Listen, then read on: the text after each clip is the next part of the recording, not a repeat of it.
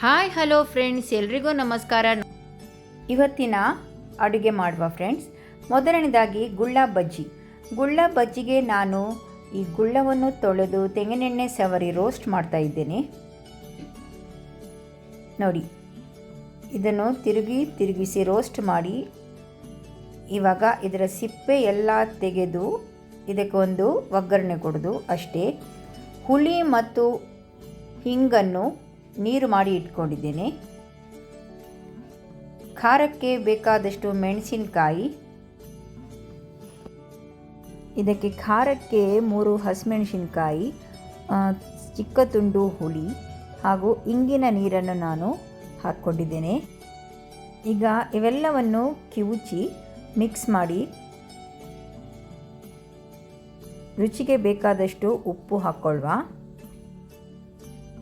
ಬೇಕಾದಲ್ಲಿ ಸ್ವಲ್ಪ 1-2 ಟೇಬಲ್ ಸ್ಪೂನಷ್ಟು ನೀರನ್ನು ಹಾಕ್ಕೊಳ್ಬಹುದು. ನಾನು 1 ಟೇಬಲ್ ಸ್ಪೂನಷ್ಟು ತೆಂಗಿನೆಣ್ಣೆ ಹಾಕ್ತಾ ಇದ್ದೇನೆ. ಸರ್ವ್ ಮಾಡುವಾಗ ಈರುಳ್ಳಿಯನ್ನು ಹೆಚ್ಚಿ ಹಾಕಿ ಸರ್ವ್ ಮಾಡಿದರೆ ಆಯಿತು. ಇವಾಗ 2ನೇ ಕರಿ ರೆಡಿ ಮಾಡುವ. ಹಸಿಮೆಣಸಿನಕಾಯಿ, ಶುಂಠಿ ಹಾಗೂ ಈರುಳ್ಳಿಯನ್ನು ಹೆಚ್ಚಿ ಇಟ್ಕೊಂಡಿದ್ದೇನೆ. ಇದಕ್ಕೆ ಸ್ವಲ್ಪ ನೀರು ಹಾಕಿ ಕಾಯಿಸುವ. ಅಷ್ಟರಲ್ಲಿ ಒಂದು ಮಸಾಲೆ ಮಾಡುವ. ಒಣಮೆಣಸು, ತುರಿ, ಹುಳಿ ಇಷ್ಟನ್ನು ಗ್ರೈಂಡ್ ಮಾಡಿ ಇದಕ್ಕೆ ಹಾಕ್ಕೊಂಡು ರುಚಿಗೆ ಬೇಕಾದಷ್ಟು ಉಪ್ಪು ಹಾಕಿದರೆ ಕರಿ ರೆಡಿ.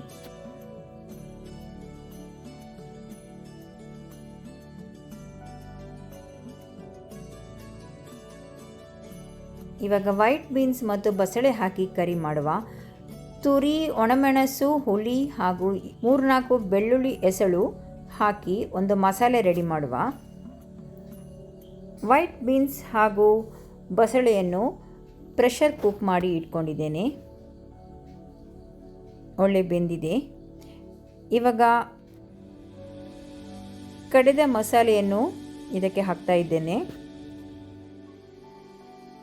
ಒಳ್ಳೆ ಕುದಿ ಬರ್ತಾ ಇದೆ.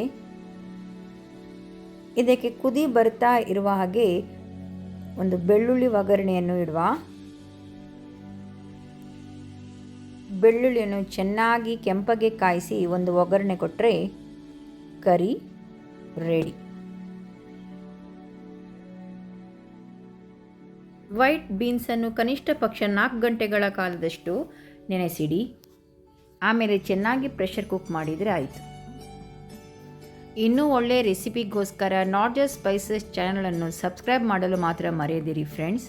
ಹಾಗೂ ರೆಸಿಪೀಸನ್ನು ಕೂಡ ಶೇರ್ ಮಾಡಿ. ಕರಿ ರೆಡಿ ಆಯಿತು.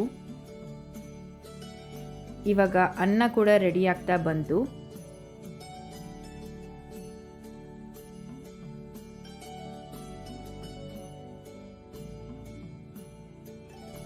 ಎಲ್ರಿಗೂ ಧನ್ಯವಾದಗಳು.